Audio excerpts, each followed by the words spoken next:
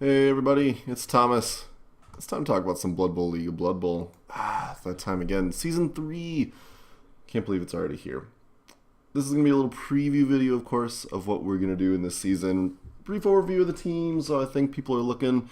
And also, we're going to talk about the first week, see how everything's going to go. Should be pretty exciting. So some differences between Season 3 and Season 2. Season 2 we did a cup format where we had round robin setup and then a playoffs. This season we're doing something a little bit different. We're going to do a Grand Slam format where we do a single round robin between all the teams, and then we're going to split them into two groups of four, and then we're going to do round robin within those groups, and then the top two from each of those groups will go into the playoffs. The reason we're doing it that way is it's a good number of games. Last season kind of got a little long, and this is a good, almost that length, but not quite sort of difference. This is also decent because it eliminates problems that happened last season, like with Sid's team, where he just got totally brutalized early on. And even though he rebuilt his team into a really good fighting force, he wasn't able to go anywhere with it because his record was already set, playoffs were done. So this will let people get established and then move into the part of the competition that really, really matters in terms of overall league performance. So that's what's going on with that. You might notice you're hovering over this team. This is my team. I'm playing Elves this season. It's a little bit different than what I've played before. And with reason. I played Nurgle first season. Last time I played Goblins. So I played a slow, hitty defensive team, a goofy team. This season I'm going to play a fast, big plays sort of team. Elves are my favorite scoring team for these guys, the catchers. Just catching nerves of steel are so good. And yeah, 7 armor value is going to suck. But whatever. I'm starting with off a relatively standard roster. 2 blitzers, 2 catchers, a thrower, and a bunch of linemen to fill it out. This is just, I think, the best way to go. Gives me a lot of scoring power right away. Gives me the hitting pieces I need right away. And gives me a little offensive power. I went with 3 rerolls instead of 2 rerolls and Apothecary, which I kind of regret doing, but linemen are okay to lose. Hopefully I don't lose anybody big the first couple of weeks, and it'll be okay. Apothecary's first purchase, absolute number 1. The important part, of course, though, is my theme, Twilight End Zone. I was really proud of this one. I thought of this a while ago and then decided it was good for a scoring team. So these are all named after Twilight Zone episodes that I love. If you don't watch the Twilight Zone for some reason, these are all good episodes to start with. I like them a lot. So there you go.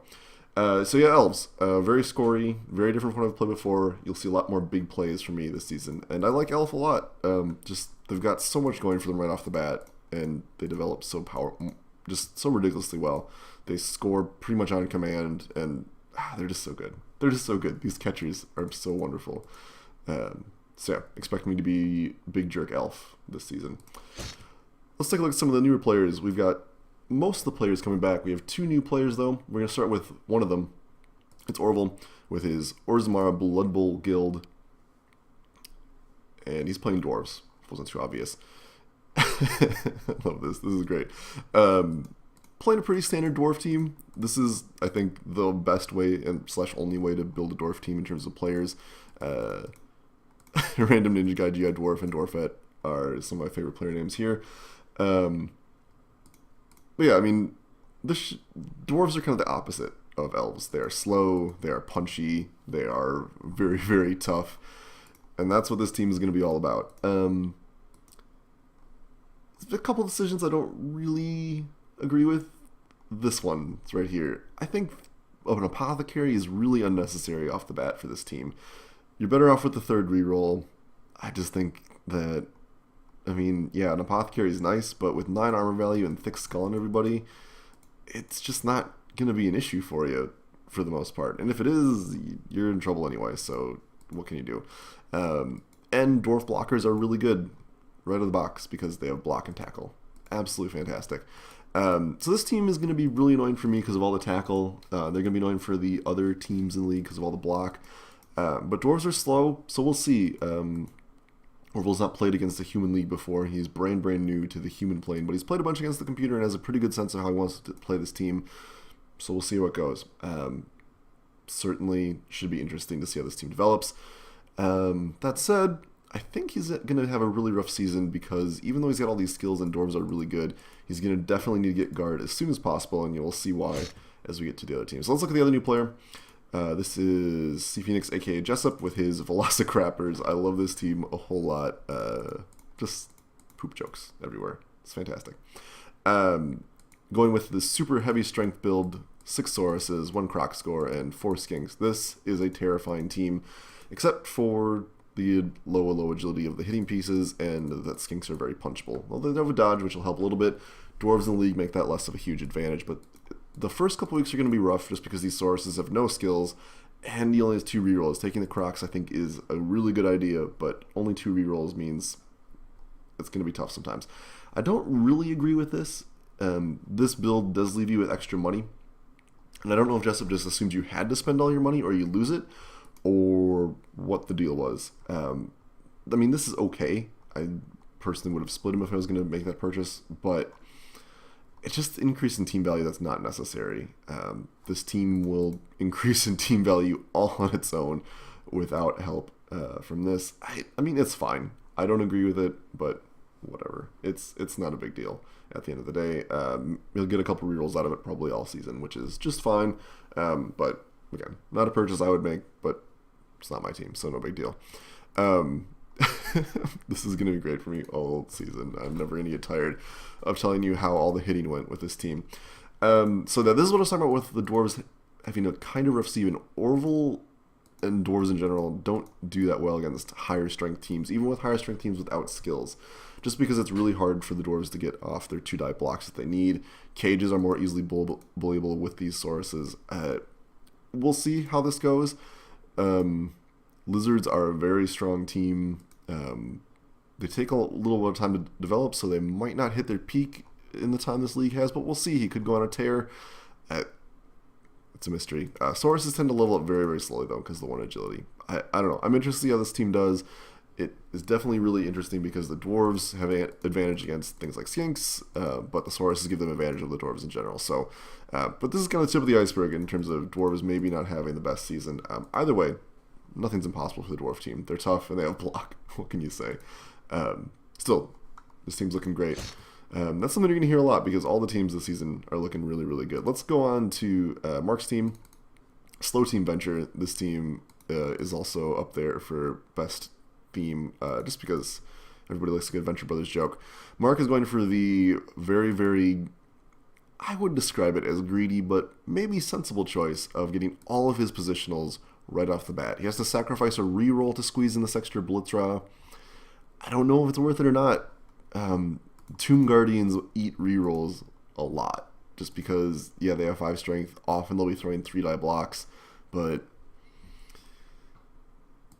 no block makes it hard. I don't know. But taking both Blitz Raws will help. The 2 Throw Raws will help a lot. This is, as you can tell, this league is a lot hittier than last season. Khemri is definitely going to be a pretty solid team, assuming that he can get rolling. Again, this is what I was talking about. Dwarves are kind of in for a sad time because Tomb Guardians just mess them up. But that said, Dwarves can mess with all these guys too. So we'll see. Khemri is a really interesting team. They're probably my favorite non-Nurgle hitting team. Nurgle always have a soft, squishy place in my heart, but Khemri are just so much fun. Tomb Guardians are a huge blast. 4 people with strength 5 and no real negative trait beyond decay for 100k. This is a great, great day. Obviously, the team suffers from ball handling ability, but Sure Hands and 2 agility is better than just 3 agility straight. So we'll see. I think this is actually a really, really smart choice, even though I think Mark just wanted to change up what he was doing. Based on what we were talking about, he didn't want to play another smash and grab team like he has been. But Tomb Guardians will certainly help bully the Lizards. They can certainly bully the Dwarves. He's got enough blitzing and ball handling, or ball moving, rather. Handling is a little generous for a thrower up. But yeah, I think this team will be in a very good spot, assuming that they can get off the ball, or get off the ground and keep going. He's certainly going to have a harder time against me, but we'll see. Khemri can beat up elves pretty hard. It's going to be about me getting away from the ball when we play. Let's look at the other things. Sid, who I think has the best team theme so far with Ziggy Sart Destroyers. Just so many amazing David Bowie jokes here. So Sid's playing humans, and it shouldn't be too surprising if you saw his games last season. He is playing a very throwy version of the humans. He's got all 4 blitzers and the ogre, which I think is definitely a requirement for any human team. The blitzers are fantastic players, first and foremost. I think this is what makes the human team great, and the ogre is going to be necessary. I mean, it's necessary, I think, for humans in general, but especially in the league as punchy as this one is going to be, an ogre is going to be very, very helpful, even with Bonehead. I don't think it's a question. But 2 catchers right off the bat, and a thrower means he's got a very strong throwing game right away. The catchers are very fast. They start with dodge. They have catch. The human throwing game is like the Amazon throwing game in that it's situationally not the best, but you can do a lot with 3 agility and catch, and 3 agility and pass and sure hands. His throwing game right off the bat is going to be better than it was with his Amazon team, so I think he's going to have a much better time this season. And humans are, while slightly expensive, pretty cheap for the most part. Downside of taking this, I will say, unorthodox route is that he only gets 2 rerolls, whereas most human teams start with 3 to 4. That said, I think for this league, it's very, very good. He's got good, strong defensive hitting pieces with 4 pieces with block. The ogre can break holes, and then he's got a huge scoring threat right away. Just that in and of itself is a big deal. Catchers are really fast too. I mean, this team is going to be very mobile and very fast, except for the ogre, of course, and the lineman. But for the most part, this team is quick. It's going to have a lot of offensive power. It'll be able to screen and defend really, really well. I absolutely think that even though this roster is weird, it's inadvertently probably very good for the league. And I love this team theme. So hopefully good luck to Sid. I'm very excited to see how he does. Let's look at Grey Duck, our former undefeated until the last minute player. Sad to say, is totally switched it up, moved from Skaven to Orcs. Orcs are obviously a very, very hitting team, one of the classics. Went with a pretty standard lineup of all the Black Orcs, all the Blitzers, a thrower, and 2 linemen. I like this theme a lot too. Orc Rextra is a great name, and then musical terms with construction things, always a fun time. 3 rerolls, pretty standard. I think this team could have some problems just because lizards are technically bigger, Khemri are technically a little bit bigger. It's going to depend on how well these Black Orcs level up and how much guard she ends up taking. These blitzers are really good though. I mean, they're fantastic. Thrower can throw to them in a pinch. Got a good ball carry with it regardless, and plenty of options. The blitzers can certainly move the ball as well.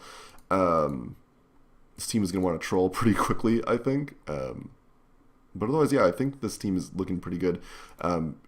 Linchpin is going to be on the block here on these blitzers. The blitzers are going to do a lot of work, but the Black Orcs can do a lot of bullying too. I mean, it's just like the Khemri, the team. While technically the dwarves have more skills and technically the lizards have more strength, this team can leverage its overall positioning pretty well. So we'll see how it goes. It's definitely going to be a different team. We'll see how she does overall with it. But absolutely solid team. No problem there. Let's take a look at Chris. Chris returning to his scory roots with a Skaven team and a Smashing Pumpkins joke throughout the whole thing. Went through the more throwy version. Didn't take the Rat Ogre, which is fine. The Rat Ogre is good, but a debatable piece. Essentially, he's going to play a very similar game to I will, except he's using gutter runners instead of catchers. He's got a throw it away, so he's got amazing offensive power, obviously with the gutter runners and the thrower. Stormbringer will help punch holes, and then 3 rerolls at Apothecary and 3 fan factor. Should help quite a bit.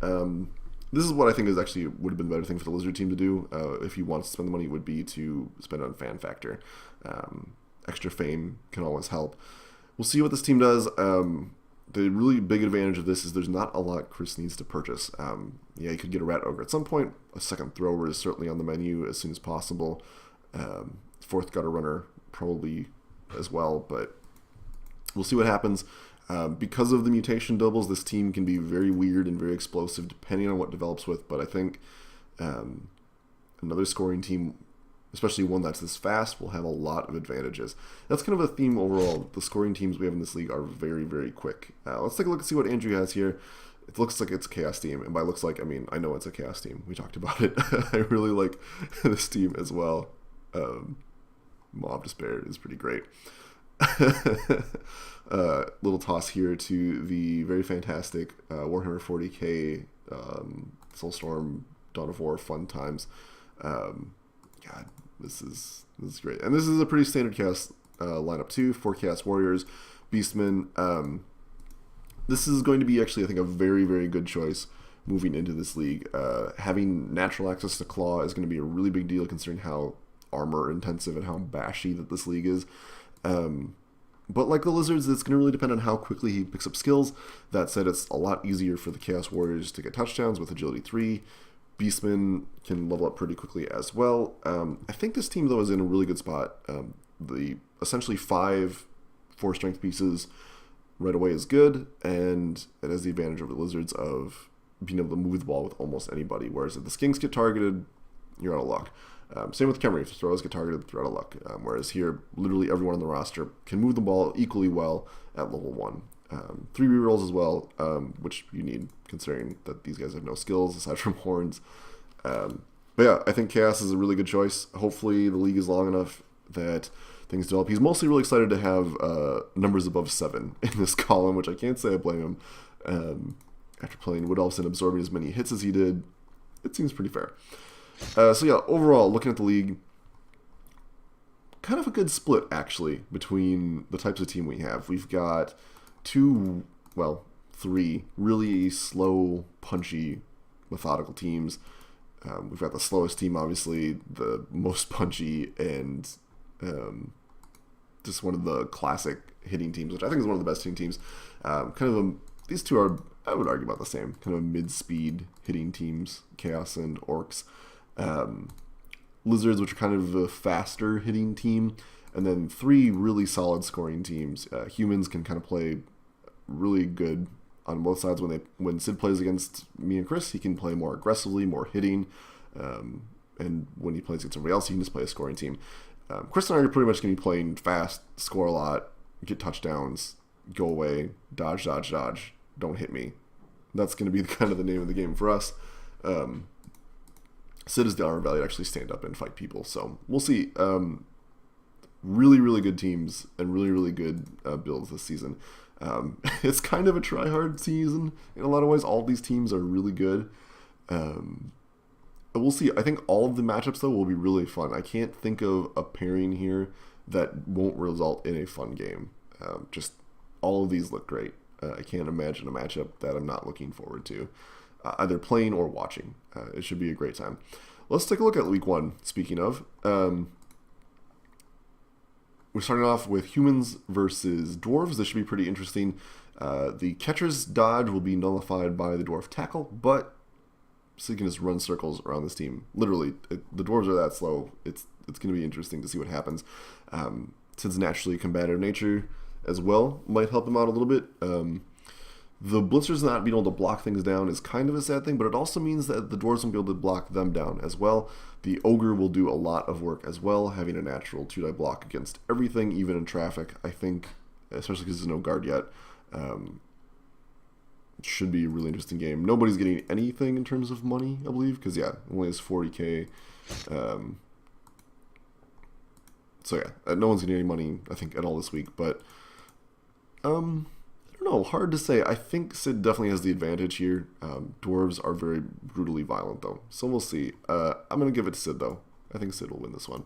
If we take a look at this one, Mark and I are playing again week 1, and I think this is because the game orders who based on who applied in what order, so we're playing because we applied right after each other. Same here, same here, same here. Anyway, Khemri versus Elves. I'm thinking I'm going to win this one. The Khemri are just so slow, and their caging is iffy, since you either have to deal with Tomb Guardians, and therefore I can just elf screen you to death, or you're doing it with skeletons, or you're doing a loose screen, which I can get into. Just my raw scoring power should give me the advantage here, but Tomb Guardians are still very scary. He could certainly put a lot of hurt on me. It'll very much depend on how intact my armor feels like staying and how many blocks he ends up getting. I think I should win this one, though. Just this early on, the better offense you have, I think the better you will do in terms of like scoring potential and power. I think that's the key element here. This matchup is probably the most exciting one of the week, I think, between Orc and Lizards. A very close matchup, no matter how you slice it. Blizzards have more strength, but their ball carrying is all reliant on these little idiots, which, while they're fast, and this team is extremely fast, which is a big advantage they have with the Orcs, the Blitzers can come in and bully these guys all day. Just punch, punch, punch. So that's a big deal. And the strength differential isn't that big, honestly. With 4 players, in any given advantage, the Lizard will have more people there, so it'll really be about how well does the Orc team cage, how well can they abuse the Skinks, how many Skinks get knocked out. A lot of things are up to dice here. So that's why I think this matchup is going to be exciting. Both teams have had some advantages. It's going to depend on who positions better, who hits better, who gets a little luckier, how well is block leveraged, how well is the speed of the Lizard team leveraged. I'm so pumped. I'm sad no one's probably going to record that game. But what can you do? Chaos versus Skaven, another pretty interesting match here. I should mention who I think is win. I'm going to go ahead and call this one a tie. Maybe the Orc team will win. Maybe the Lizard team will win. I think a tie is a safer bet since both these teams can stall each other out pretty effectively. Just in huge scrims. So we'll see. So yeah, Chaos versus Skaven, our last match of the week. Chris versus Andrew. Tough to call, honestly. The Apothecary might make the difference here. We'll see.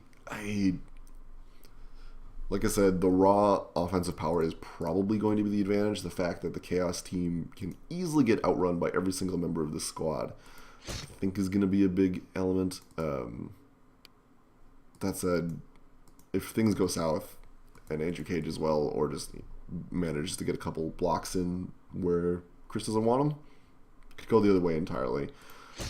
I think Chris will win this game. Just the raw scoring power is so much greater than against the level 1 Chaos team. I don't think it's a question. How much damage Andrew does is going to be a different conversation, but one we'll see what the outcome of. But I think Skaven should win. They're just so much faster and have so much better ball handling that I don't think it really matters that much. So yeah, quick recap here. Humans, Elves, tie game, and Skaven. So yeah, pretty interesting season. Lots of variation in terms of the teams, unlike last season where it was lots of dodgy idiots, and season 1 where it was all hitting all the time for the most part. We've got a really good mix of teams and players and play styles. So really, I mean, it's going to benefit people to kind of be careful how they build. You can't go ham one way or the other. Tackle isn't necessarily going to be everywhere like it was last time, so maybe you get dodge on more elves. We'll see. Tackle will still be a very good skill, absolutely. The dwarves are going to be in a good spot there.